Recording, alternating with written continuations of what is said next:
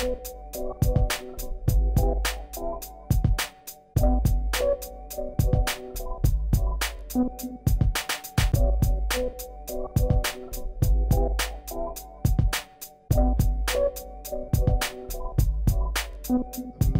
vais pas présenter l'entreprise, mais on est 18, enfin nous sommes 18, 1,4 million de chiffre d'affaires, on fait 450 000 euros de R&D chaque année, donc il y a quand même beaucoup de R&D dans ce qu'on fait. Et nous sommes une boîte qui faisons de la structure. C'est quoi de la structure? C'est on calcule les efforts et on calcule pour pas que ça casse de préférence. En fait, c'était le premier parti, c'était la base, c'était à l'origine la face cachée finalement. Et quand Carole m'avait posé la question, moi, qu'est-ce que tu racontes? Enfin, je comprends rien.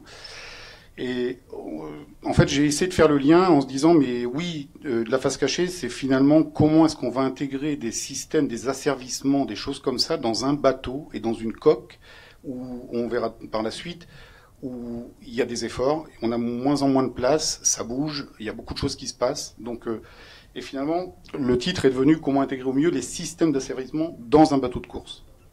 Donc c'est un peu la suite. Je vais essayer de faire vite. Le petit rappel qui était intéressant, c'était un petit constat. En 2002, ça c'est Groupama 3 sur la gauche. On avait un foil lancé classique, une chèvre, ça monte, ça descend, ça va pas plus loin. Voilà ce que c'était les foils. 2016, entre-temps, les systèmes, les servissements, tout ça, ça se complique. Les formes de flotteurs, elles évoluent pas en grossissant, elles évoluent plutôt en rétrécissant.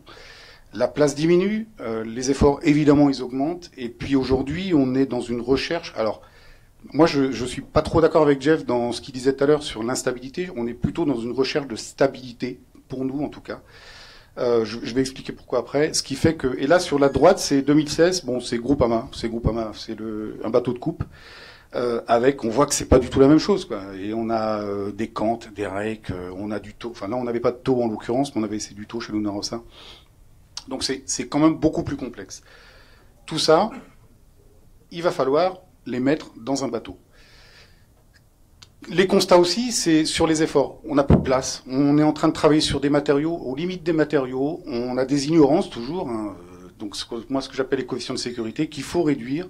Donc la première chose que nous, notre métier, c'est comment est-ce qu'on appréhende au mieux les efforts.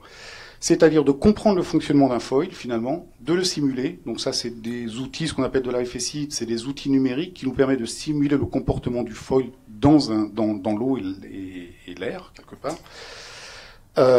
C'est un outil, enfin juste pour aparté, c'est un outil qu'on va, pas offrir, mais qu'on va ouvrir à l'extérieur. C'est quelque chose qui était aujourd'hui en interne, on va l'ouvrir à l'extérieur d'ici quelques mois. Et tout ça pour sortir, finalement... Alors, j'ai bien aimé ça, c'est un peu ce que je fais moi quand je bosse, c'est je crobarde, j'essaye d'imaginer plein de choses, et puis tout ça pour sortir le fonctionnement d'un système et tous les efforts qui arrivent sur ce système. Alors, il y a deux choses importantes là-dedans, c'est faut utiliser le bon outil. Donc aujourd'hui, dans le commerce, il y a très peu de choses qui existent, donc nous on développe nos outils maison, ce qui nous permet de maîtriser les chargements, donc finalement les efforts dans le système. Et puis après, le but, c'est pas de faire moi, mon but, c'est pas de faire des foils instables. Au contraire, ce serait plus de gérer par la structure du foil stable. C'est-à-dire, finalement, trouver les bonnes géométries de foil, la bonne structure de foil, de façon à appréhender au mieux le comportement dynamique. C'est-à-dire, vraiment, avoir un bateau le plus stable possible, juste parce qu'on a travaillé la forme et la structure. Et ce qui permet, au final, dans l'asservissement, évidemment, de limiter la consommation du pilotage. Si pilotage il y a. L'exemple type, c'est donc ça c'est Groupama, c'est Groupama classe américain.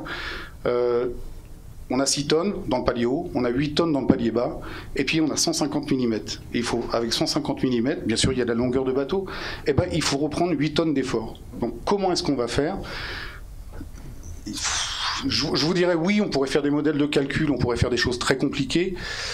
Il y a encore la bonne vieille méthode de la calculette qui, avec juste des équations relativement simples, on prend des formes, on crobarde, on imagine des systèmes dedans et au final, on dimensionne un ensemble complexe qu'on va pouvoir intégrer dans un bateau et reprendre tous ces efforts. Et donc la partie droite, c'est qu'est-ce qu'il en sort après en plan? Ce qu'on voit, c'est que quand vous avez 8 tonnes à prendre du foil qui arrive là, vous voyez qu'il y a très peu de place, il va falloir mettre de la matière, il faut que ce soit évidemment léger, et puis surtout, il ne faut pas que ça casse. Voilà. Et puis la face cachée, c'est bien tout cet ensemble, c'est notre métier de structureux. C'est comment est-ce qu'on va intégrer tous ces systèmes dans cette pièce complexe. C'est du travail donc du coup de conception, de dimensionnement. Ça va être aussi du travail d'échange avec le chantier. Comment est-ce qu'il va pouvoir le construire, parce qu'on peut calculer des super trucs, mais si c'est pas constructible, ça sert à rien. Et ensuite de comprendre comment ça va être utilisé. Donc ça c'est des vieux bateaux, hein, mais c'est des espèces de cahiers des charges d'utilisation d'un système. Et c'est une boucle. Et on passe quelque part on passe nos journées à essayer de comprendre et d'imaginer ces choses-là. Et la dernière. Et puis l'une des choses dans cette face cachée toujours, c'est il faut qu'on pense à l'impensable. L'impensable, c'est on parlait des foils. Nous, chez Groupama, par exemple, on a raté quelque chose, c'est les hooks sur les dérives. On n'y a pas réfléchi parce qu'on était dans d'autres problématiques. Il aurait fallu anticiper cela. Les surefforts, donc ça c'est l'hydroptère. Mathieu verra très bien de quoi je parle. C'est comment, si on a des problèmes d'amortissement, décréter des efforts, comment est-ce qu'on va gérer ça. On s'appuie pas mal sur l'aéronautique là-dessus. Et puis, l'impensable, c'est aussi le grounding. De toute façon, faire voler un bateau, à un moment, là, je crois que c'est un GC32 qui est rentré dans un Zodiac. Comment on va gérer après l'aspect? Est-ce que le foil casse? Est-ce que c'est la plateforme qui casse? Est-ce que c'est le système qui casse? Donc, c'est essayer d'anticiper au mieux toutes ces choses-là, de façon à avoir globalement un bateau qui va être en sécurité, pouvoir faire de la performance. Voilà, et, je crois que c'est tout. Ah, c'est une petite conclusion, oui. Le foiler de demain, la conclusion elle est assez rapide. Le foiler de demain, c'est l'exemple, c'est des hydrocontests, c'est des usines à gaz, mais ça fonctionne. Moi, ce que je vois aujourd'hui, c'est il faut qu'on allège les systèmes, il faut qu'on les décomplexifie, donc les simplifier. Il faut qu'on essaye d'anticiper le design, et puis moi je suis très pour l'autostabilité. Des systèmes instables, c'est très beau, c'est très performant, mais il y a un moment, si on ne peut pas les gérer, si ça consomme trop, ça sert à rien, quoi. Donc voilà mon avis. Merci. Merci Denis. Tu vas venir t'asseoir ici. Je vais demander à Mathilde Tréhin de nous rejoindre. Mathilde qui va représenter l'Université de Bretagne Sud et qui vient avec son employeur une partie du temps. Une grosse partie, pardon.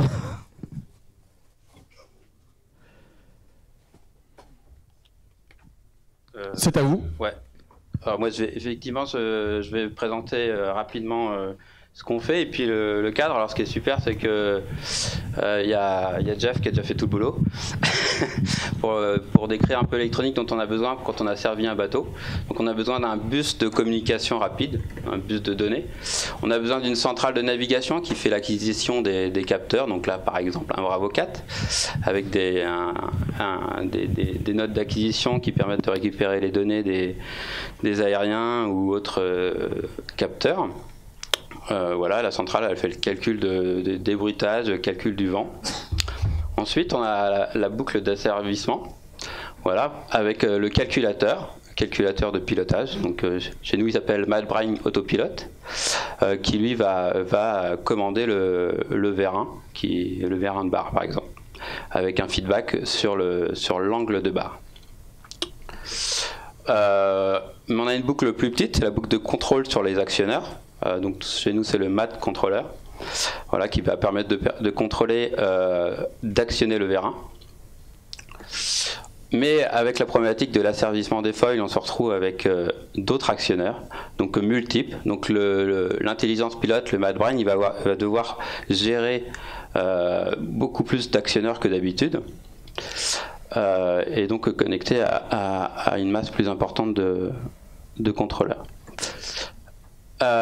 Et pour réussir à faire ça, alors je suis passé un peu vite sur la slide, mais c'est pas grave.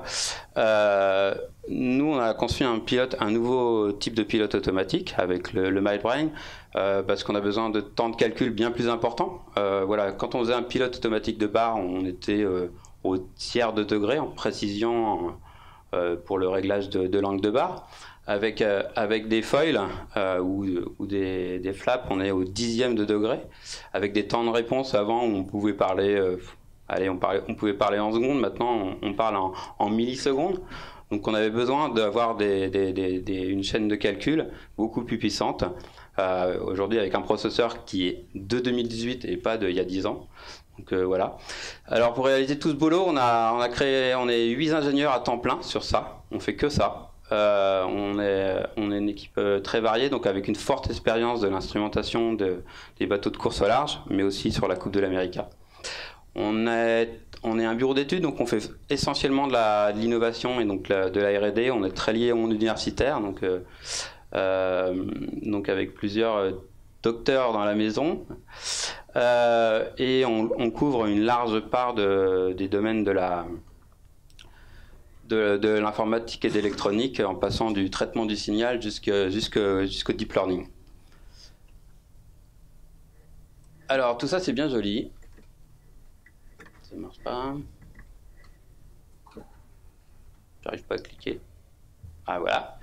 Tout ça c'est bien joli. Donc on a notre boucle d'asservissement, notre centrale d'acquisition et de traitement. Mais on a un petit souci, c'est que tout ça a besoin d'énergie. Sans énergie, on n'a plus rien. Et donc c'est un des critères pour nous le plus important. Alors je vais passer la main justement à Mathilde, qui est thésarde chez Madintech, qui fait une thèse sur le pilotage automatique, multicritères et dynamique, et dont l'un des critères, c'est l'énergie. Vas-y. Bonjour. Donc, je vais vous parler comment est abordée l'énergie dans le cadre d'une boucle d'asservissement. Donc plus précisément la boucle d'asservissement des actionneurs. Et avant de parler d'énergie électrique, on doit passer par la puissance mécanique, donc connaître les puissances mécaniques qui sont en jeu. Et donc ça, c'est le travail plutôt des architectes et des bureaux d'études, ça sort de notre compétence. Et nous, on intervient plus sur le dimensionnement des actionneurs. Donc on va prendre l'exemple d'un vérin électrique. Donc pour connaître son comportement, on va le décomposer. Donc le décomposer, connaître chacun de ses éléments et le comportement de chacun de ces éléments. Donc un moteur à courant continu, un réducteur, un système vis-écrou et une tige. Et plus précisément, connaître les comportements énergétiques, donc les pertes énergétiques qui ont lieu dans chacun de ces éléments. Donc un moteur électrique, on aura un moteur à courant continu, on aura des pertes électriques, les pertes Joule, des pertes magnétiques, les pertes fer, et des pertes mécaniques dues au frottement du rotor. On retrouve également des pertes mécaniques au niveau du réducteur, du système vis-écrou et de la tige, avec les frottements et les jeux. Connaissant donc ensuite exactement la puissance mécanique à appliquer, et le comportement de notre vérin, on peut alors passer au dimensionnement, à connaître les puissances électriques à fournir.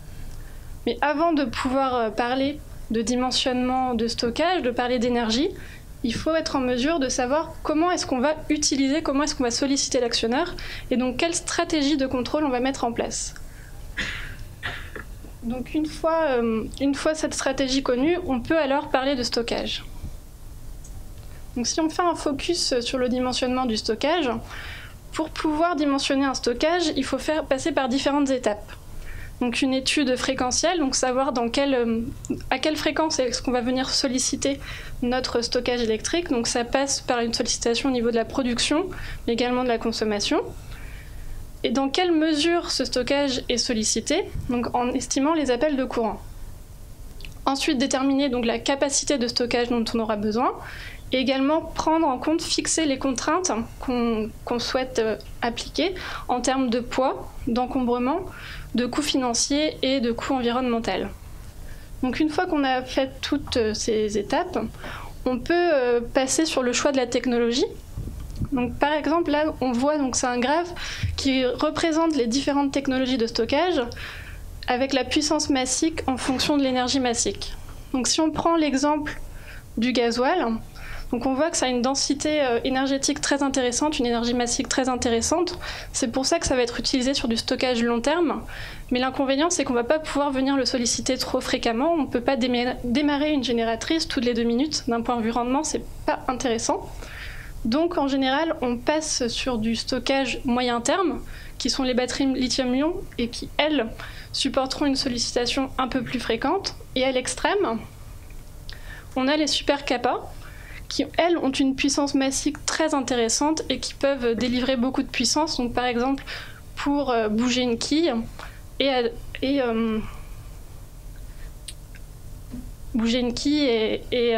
donc une puissance qui sera utilisée plus sur du stockage court terme. Donc là, on connaît l'ensemble du comportement de notre actionneur, donc de la sollicitation du stockage, le comportement du vérin et les puissances mécaniques qui seront appliquées. Donc les puissances électriques qu'il va falloir fournir au moteur pour pouvoir restituer les forces nécessaires. Donc si on prend un cas d'application, l'AC75, donc on sait que la masse des foils sera de 1175 kg. On a des chiffres qui nous ont été fournis par le CRIN, qui nous ont donné donc, que pour le foil lift control, ça nécessitera 150 Wh pour une course d'1 heure. Le foil canting, 20 Wh par tac. Et donc ça nous montre en fait que pour une course d'1 heure, on aura besoin de 2 kWh. Donc ça correspond à 40 kg de batterie plomb ou 20 kg de batterie lithium. Donc à travers ça, on voit en fait l'intérêt d'optimiser le dimensionnement. Donc soit pour, en gardant une même quantité d'énergie, être en mesure d'augmenter notre capacité de manœuvre, ou alors pour passer, comme là, on ajuste le stockage pour déplacer un seul foil sur une course d'1 heure, donc pour pouvoir augmenter les distances parcourues, les temps de course, en diminuant le stockage nécessaire. Donc optimiser le dimensionnement, ça passera par l'utilisation de technologies adaptées et également la mise en place de stratégies de contrôle. Donc là, je vais vous présenter donc, deux points qui concernent surtout des stratégies donc, énergétiques, le sujet de la présentation. Et donc ça passe premièrement par l'optimisation du rendement moteur. Donc un moteur, c'est un rendement qui varie de 30 à 80%. Et donc dans notre contrôle, dans notre asservissement, on va essayer de faire en sorte de rester le plus longtemps possible, le plus longtemps possible autour de ces 80%, de maximiser le rendement en passant par des techniques de commande optimale, ce qui nous permet en fait de quantifier exactement l'énergie que l'on souhaite allouer à la manœuvre. Et donc la commande optimale qui vous avait été présentée par Pixel, c'est une technique, c'est un domaine à part entière des sciences de l'automatique qui va plus loin que le simple PID, donc le PID qui est utilisé actuellement sur les pilotes et qui est aussi utilisé actuellement juste pour réguler la température dans votre maison. C'est mettre en place en fait des fonctions de coût qui vont représenter la précision du système et l'énergie, le coût énergétique que l'on souhaite allouer à notre commande. Et ces fonctions de coût mises en place, on peut en fait pondérer ces fonctions et choisir des commandes en faisant une balance des pondérations en fonction du bilan énergétique du bateau. Donc ça peut être le bilan énergétique actuel ou alors un bilan énergétique, pourquoi pas sous 24 heures, en faisant des estimations de la production et de la consommation.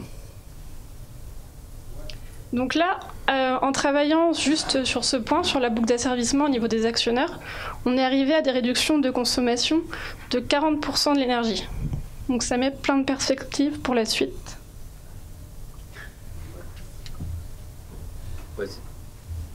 Donc là, c'est 40% sur la boucle d'asservissement des actionnaires.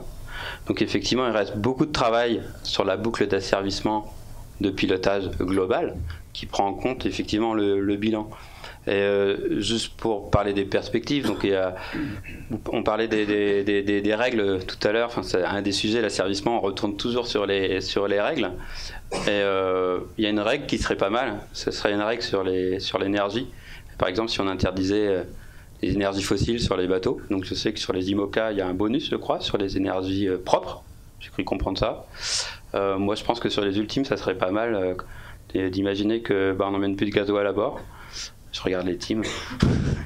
Et donc on a une sorte de smart grid aujourd'hui sur un bateau. C'est-à-dire qu'il va falloir gérer la production d'énergie avec les éoliennes, les panneaux solaires, et aussi la consommation, de les intégrer dans la boucle d'asservissement de pilotage. Donc bien sûr tout ce travail ça doit se faire comme l'a rappelé Jeff avec les archis à la conception du bateau, parce qu'il faut savoir comment tout ça va travailler, mais ça va jusqu'à travailler aussi demain. Il va falloir qu'on travaille sur intégrer ces notions d'énergie sur le routage. Voilà. Donc, quand est-ce qu'on va pouvoir faire du vol stable, parce qu'on va pouvoir être régulé, parce que les conditions de production d'énergie sur le temps passé va permettre la stabilisation du vol. Voilà, c'est des belles perspectives, il reste pas mal de boulot et bon, voilà. Merci. Merci à tous les deux, on peut vous applaudir. Donc Mathilde, tu viens t'asseoir, ou Mathieu, je n'ai pas présenté Mathieu Robert tout à l'heure, pardon, le patron de Manatech. Et j'ai envie de NKE de venir compléter le tour de table pour nous parler de l'impact des foils sur le pilotage automatique en Yamaha, qui est ingénieur chez NKE. Oui, bonjour. Moi, je termine, c'est un peu compliqué. Bon, je vais pas essayer d'être pas trop technique. Donc là, je vais vous présenter donc l'impact des foils sur le pilotage, donc les travaux qui sont réalisés donc chez NKE. Donc nous, je suis ingénieur R&D, je fais sur les pilotes automatiques, et donc nous avons créé un partenariat qui nous permet de. Comment ça marche? Hop. Non. Non. Ouais. Ok. On a créé un partenariat donc avec CIR qui nous permet de faire des essais sur les algos des bateaux en vol. Donc pourquoi CIR? Pour différentes raisons. C'est d'abord, ce sont des plateformes qui sont qu'on met facilement à l'eau. Ce sont des plateformes qui sont, il y a des plateformes à moteur typiquement qui nous permettent d'avoir des essais qui se déroulent dans des conditions sans vent, voilà. Et donc voilà. Donc aujourd'hui, donc il y a eu des présentations sur les ultimes. Là, c'est sur des vols sur des plus petits bateaux. Et aussi, pourquoi ces petits bateaux, c'est qu'effectivement, s'il y a des zones d'instabilité, vous allez voir, c'est moins dangereux d'être sur un petit support que sur un ultime. Voilà. Donc en fait rapidement, c'est une logique de développement. Donc on a fait une première phase qui est toujours en cours actuellement, qui est une phase d'analyse des datas à bord lorsque les bateaux volent. C'est-à-dire qu'aujourd'hui les bateaux volent avec une énergie humaine. Enfin voilà. Et donc c'est de regarder le comportement et surtout de lier ce qui est vu dans les datas avec le ressenti des marins à bord. Ça, c'est essentiel. Et donc voilà, et donc ça nous a un peu dirigé vers une phase de prototypage où on a pu équiper, donc pour l'instant on est encore dans cette phase, mais l'un des bateaux avec un système d'asservissement du vol et donc qui nous permet de faire évoluer rapidement nos algorithmes. Voilà, et puis ensuite il y aura une phase de maturation, donc là on y arrive progressivement. Donc en fait, première chose, c'est que, en tout cas, si un marin à bord règle ses foils, règle ses voiles, et puis est sur une vitesse stable, position stable, il met le pilote, ça fonctionne. Donc là, je rends la copie, c'est bon, je m'en vais. Sauf que c'est pas si simple. En fait, ce qui se passe, c'est que si on lui demande d'abattre de 10 degrés, là, moi, je pars en courant parce que je sais pas trop comment ça va se passer. Et c'est là l'enjeu, c'est qu'en gros, c'est la stabilité de la plateforme. Alors j'ai mis une image de la Coupe d'Amérique, mais en tout cas ça c'est vraiment des situations qu'on va essayer de s'interdire. C'est parce qu'en vol, le réel problème c'est que s'il y a une mauvaise gestion d'une instabilité, ça peut être assez dramatique. En fait, moi venant du milieu aéronautique, je me suis dit les modèles c'est génial, donc j'ai fait les modèles des bateaux et compagnie, et je me suis vite aperçu aperçu que c'était pas comme ça dans le milieu marin. C'est que le contact avec la mer, c'est vraiment un problème. Et donc en fait, surtout le contact à haute vitesse, ça génère énormément d'instabilité. Et l'enjeu de NKE, si vous voulez, en fait, c'est pas d'arriver à gérer un vol, c'est surtout de contrôler les instabilités et de contrôler un pilotage dans des situations, j'allais dire hauturières, c'est-à-dire multisituations. Le constat dans les datas que j'ai vus, c'est qu'il y a plus de 30% des phases de vol qui sont en fait des demi-vols et qui en fait sont des contacts avec l'eau. Les contacts avec l'eau peuvent être en partie maîtrisés mais pas complètement parce que ça dépend de l'état de la mer. Aujourd'hui il y a une infinité d'états de mer, donc c'est très compliqué à gérer. Et puis les décollages et atterrissages sont d'autres phases qui sont difficilement gérables. Donc le constat, c'est qu'en discutant aussi avec les marins, c'est qu'effectivement ces phases-là sont l'enjeu majeur de l'étude de l'algorithme aujourd'hui. En fait, il y avait deux choses. Il y a soit vous détectez, enfin, on s'était projeté à dire on va détecter une vague devant le bateau, une vague scélérate. Et ben, j'ai envie de dire que c'est presque trop tard parce que si vous êtes à 30 nœuds et que vous détectez une vague qui est 10 mètres devant vous, la réaction est quasi trop tard. Et puis, on a eu une présentation sur l'énergie. Nous, le constat qu'on fait aujourd'hui à bord, c'est que une régulation à haute vitesse sur une houle qui peut être de l'ordre de 10 secondes, c'est énergivore. Et donc, on s'est aperçu qu'il y a d'autres modules à développer en amont qui sont détecter les situations d'instabilité. Voilà. Donc, en fait, on développe aujourd'hui des modules de surveillance, de stabilité. On analyse l'attitude en permanence du bateau, on analyse les accélérations, les vitesses de rotation, pour détecter des situations qui ont déjà été vues par des marins et dont aussi les marins constatent qu'ils sont en situation instable. C'est-à-dire qu'un marin va vraiment nous aider dans l'analyse de data à nous dire, là, cette situation-là, moi, je me sentais je sentais qu'elle était instable, si vous voulez. Et donc, à partir de là, on va essayer de détecter des signatures de situations instables. Voilà, donc je ne vais pas rentrer trop dans les détails, mais bon, il y a des paramètres de météo et d'information de navigation qui sont pris en compte dans cette phase-là.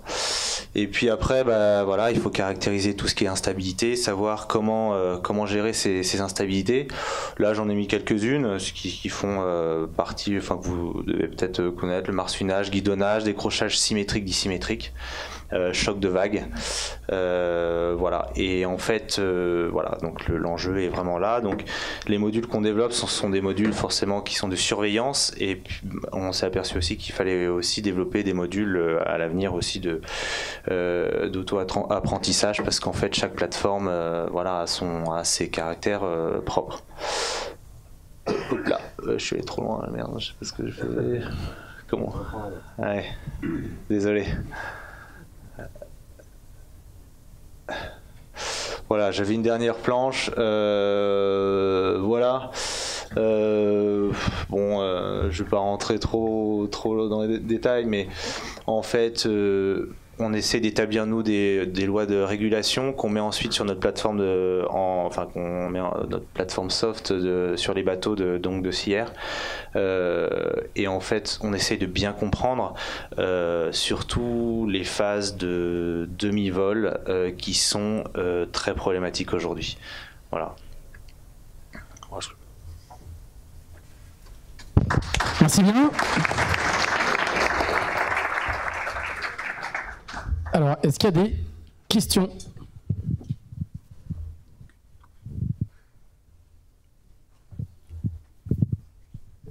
Vous êtes sec. Ah, Maxime.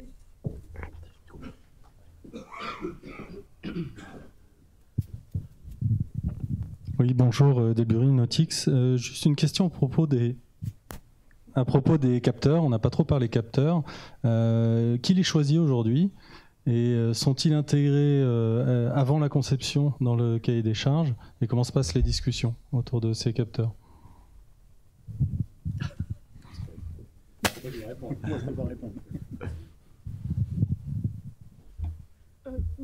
Moi, de ma petite expérience chez Made in Tech, ce que j'ai vu, c'est qu'au niveau, c'est les teams qui les choisissent, mais ils nous demandent en général beaucoup de conseils. Comme on gère l'électronique après qui va gérer les données des capteurs qu'ils mettent en place, on nous demande des conseils aussi sur quel capteur utiliser. Par contre, il y a quelqu'un qui parle dans la salle, on ne voit pas. Alors, qu'est-ce que vous appelez les capteurs? C'est-à-dire, les capteurs, c'est de la fibre optique, c'est des capteurs de vol, des capteurs, parce qu'un capteur, c'est pas très grand dans l'absolu. Ça peut être des capteurs intégrés à la structure. Ouais, donc fibre optique notamment. Oui, voilà. Ça peut être des capteurs de position, des capteurs électroniques. Donc il y a tout le câblage à gérer avec des circuits qui sont pas obligatoirement faciles. Donc c'est l'intégration de tout ça en fait. Alors moi ce que je disais dans la pas de place, c'est vraiment dans la zone du système qui est en général de plus en plus étroite et il y a beaucoup d'efforts à faire passer. En fait après aujourd'hui ce que j'en ai vu moi en tout cas c'est ça tout ce qui est fil électrique ça sortait, ça allait derrière. Et finalement, les capteurs, ils étaient assez simples. C'est des lots de sel, des capteurs qu'on appelle ça de déplacement, des choses. Donc, c'est pas des choses qui sont très très grandes. Donc, et ça, je pense que oui, c'est plus les teams qui les choisissent en fonction de leur expérience et de leur connaissance. Et ensuite, après, pour le coupler après dans l'électronique qu'il y a derrière. Ouais. Je crois que David est là, je crois. Donc, David, on pourrait en parler pendant des heures, je pense.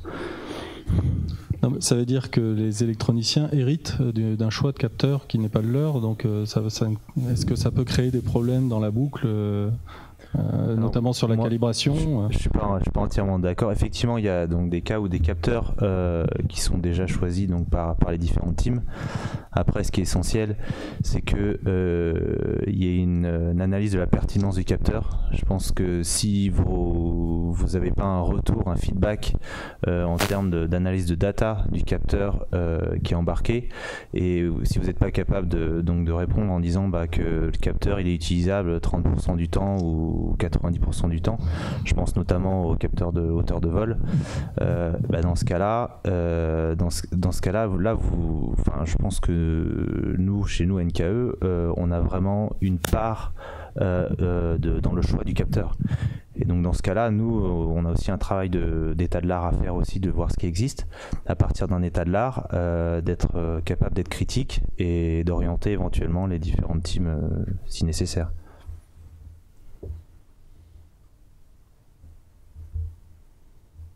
Une autre question?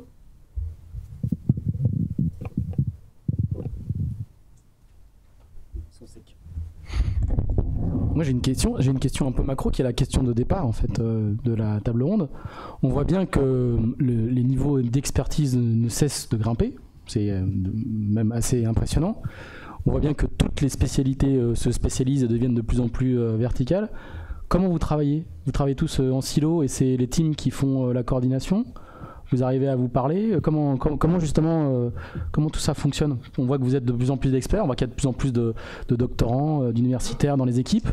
Est-ce que tout le monde travaille dans son coin et à un moment c'est le client final qui fait la réunion, qui fait la coordination? Est-ce que vous avez appris à tous discuter entre vous? Est-ce que c'est un petit milieu qui fait que tout le monde se connaît? Comment ça fonctionne? Très bonne question. Ça ne discute pas.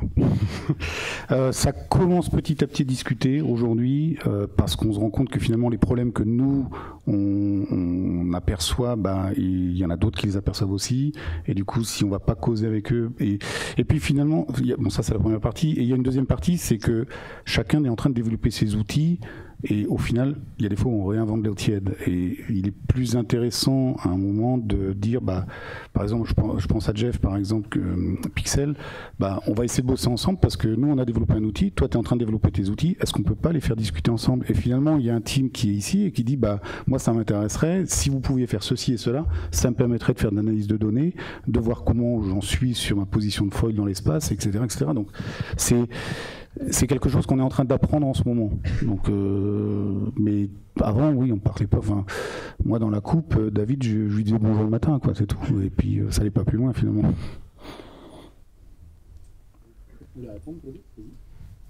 Moi, j'ai pas une grande expérience, donc, mais ce que je vois, c'est qu'il y a deux choses. Non, mais il y a vraiment deux choses. Il y a tout l'aspect confidentiel qu'il y a dans les contrats avec les teams. Et puis, en tout cas, nous, chez NKE, on a une part grand public. Moi, ce que je vois, c'est que pour le moment, je découvre qu'on commence à travailler avec les différentes sociétés. Enfin, je pense qu'on essaie d'avoir des discussions, que ce soit avec Madintech ou que ce soit Pixel-sur-Mer. Voilà. Maintenant, ce que je vois aussi, c'est qu'il y a l'autre partie de confidentialité des teams qui agit. Donc si ça parle pas beaucoup, ça m'étonne pas non plus. Et est-ce qu'on pourrait demander justement à un team qui est présent de nous donner son point de vue côté team pour engager le dialogue? Chez Sodebo, ils sont moins 4. Ouais, voilà, allez. Il y a quelqu'un chez Sodebo? Pas beaucoup de travail chez Sodebo, pour venir à 4. Qui veut bien nous parler un petit peu?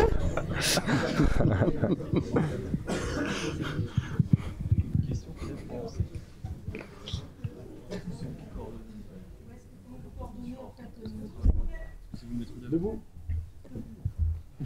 Ouais, effectivement. Effectivement, au sein des équipes, on va être en relation. Alors, au sein de l'équipe même, il va y avoir plusieurs départements et on essaye effectivement d'échanger au maximum au sein de l'équipe. Et chaque département va être en relation avec des prestataires de services, que ce soit pour la structure, que ce soit nous pour des fournisseurs de matériel électronique. Et on est souvent amené de plus en plus à essayer de faire parler les gens entre eux, quoi. Je pense que c'est lié au niveau d'expertise qui monte et que tout seul dans notre coin, on n'est pas capable de tout faire. Et effectivement, la finalité, c'est plus malin de s'associer et de faire parler les gens entre eux. Ouais. C'est sous votre impulsion à vous? C'est sous l'impulsion du team que se fait le dialogue entre les spécialistes? Je suis pas. Je pense. Je sais pas s'il y a des discussions entre les différents acteurs eux-mêmes, mais c'est sûr que il y a des discussions qui se font entre les prestataires qui est faite sous l'impulsion des équipes. Dans l'absolu, ça vient vraiment du team parce que le besoin client, c'est le team. Donc c'est lui qui a une problématique, qui expose sa problématique finalement, et les partenaires, les sous-traitants, ils essayent de leur apporter des solutions. Et des fois, les solutions, on les a pas tout seuls, par contre, on les a à plusieurs. Donc il y a une espèce d'intelligence collective qui fait que tout l'ensemble avance, quoi. Mais ça prend beaucoup de temps, ouais. C'est en cours en fait. Une chose qui facilite l'échange, c'est que c'est aussi, comme on le dit souvent, c'est un petit milieu et on se connaît. Ouais. Et les gens se connaissent et ont pu être à un endroit, un acteur, peut être dans une boîte, dans une autre équipe, etc. Et il y a des canaux de communication qui existent déjà et qui facilitent l'échange. Ça, c'est un plus.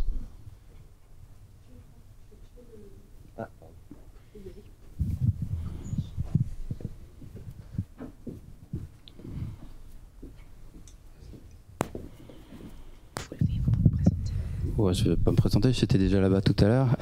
Donc Mathieu Robert de Madintech. Je vais juste faire un complément parce qu'effectivement c'est pas facile en fait. Pourquoi on se parle pas c'est parce qu'en fait quand on parle avec Sodebo c'est bien. Après on va voir Massif. Ah ouais non mais ça on va pas partager. Alors comment on fait pour bosser? C'est comme le même problème que sur la coupe, quoi. Quand on veut s'engager sur la coupe, on demande un contrat puis on bosse que sur la coupe pendant 3 ans, quoi. Donc on est très peu de prestataires à pouvoir dire je peux travailler là. Alors comment on résout ce problème? On leur fournit des outils de base et on leur propose, c'est ce qu'on fait nous, des kits de développement par exemple. On leur fournit la base avec les algos de base et puis on leur dit si vous voulez vos propres trucs, soit on vous les développe pour vous, on vous demande le cahier des charges pour le pilotage sur tel mode et voilà, on leur fait. En général, ça c'est la démarche habituelle, mais si ils veulent développer leurs propres algos, je pense par exemple chez Sodebo, on peut leur fournir un kit sur lequel ils vont développer eux-mêmes, donc ils vont garder la confidentialité de l'intelligence qui est importante dans le système pour pouvoir travailler sur des fonctions avancées, quoi. C'est le seul moyen qu'on a, nous, prestataires, à fournir une structure et à pouvoir dialoguer avec tout le monde. C'est pas facile, hein. Sur la coupe, c'est un désastre. En général, les équipes, justement, ça a été le problème sur plein d'équipes. Ils sont restés focus, c'est à la fin qu'ils se disent merde, on a merdé, on n'a pas regardé ce que faisaient les autres, quoi. C'est la différence entre le team Oracle et TNZ, hein. Chez Oracle, ils n'ont pas... pas te dire de mal. Ils sont restés clos sur un domaine qu'ils n'ont pas investigué, alors que TNZ, ils ont investigué, ils ont été jusqu'au bout de leurs idées parce qu'ils n'ont pas la même démarche, voilà, en termes de développement, quoi. D'autres questions?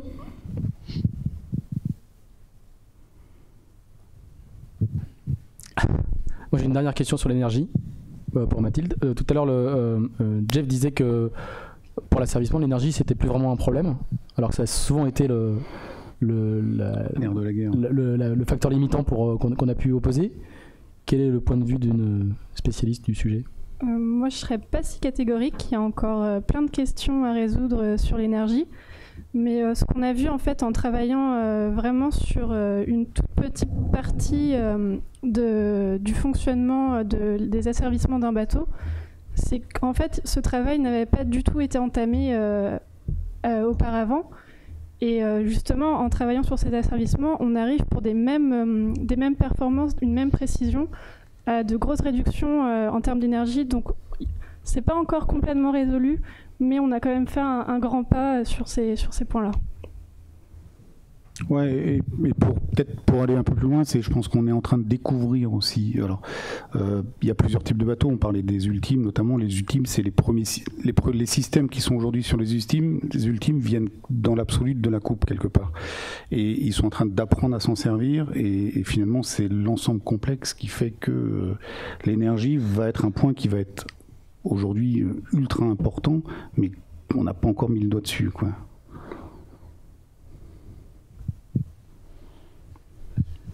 Tu veux, vas-y. Non, moi j'ai pas de questions. Et ben donc c'est toi qui vas parler pour conclure. Alors on va applaudir nos 3 intervenants. Merci beaucoup et je vais donc laisser la parole à Carole Bourlon pour conclure cette journée.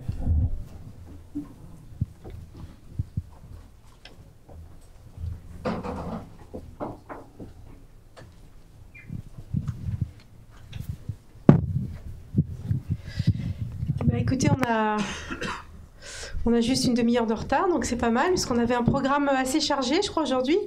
Je voulais, écoutez, encore une dernière fois, vous remercier tous de votre présence.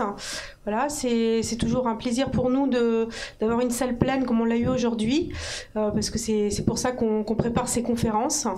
C'est aussi pour entamer du dialogue aussi et permettre aux gens de se connaître. Et je crois qu'aujourd'hui, on a eu des beaux exemples dans la salle. Donc, je pense notamment à l'intervention d'Erwan Leroux, ou voilà, les dernières questions qu'on a eues là entre, on va dire, les experts dans certains domaines et les teams de course. Et c'est important de pouvoir mettre tout le monde comme ça ensemble.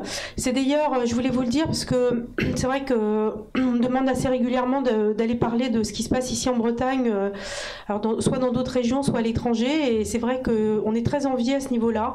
Je pense qu'on a réussi tous ensemble avec nos spécialités en se regroupant, notamment au travers de ce qui est Eurolarge depuis 2005, à créer vraiment une vraie densité de travail entre les gens, et qu'il faut qu'on continue à travailler aussi pour permettre à des sociétés de faire encore mieux dans la voile de compétition, mais également leur permettre de se diversifier dans d'autres secteurs d'activité et porter l'excellence de leur travail, je dirais, dans d'autres industries.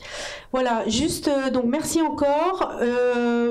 Rendez-vous, écoutez, prochainement, on va vous envoyer un petit questionnaire de satisfaction dans les jours prochains. N'hésitez pas à le remplir, nous dire ce que vous en avez pensé, les améliorations que vous voyez, vous souhaiteriez, les thèmes que vous aimeriez que nous abordions. Et puis rendez-vous sinon, écoutez, de toute façon, le 26 juin, et puis ensuite au mois d'octobre pour le Yacht Racing Forum. Voilà, je vous souhaite une bonne fin de journée. Merci encore.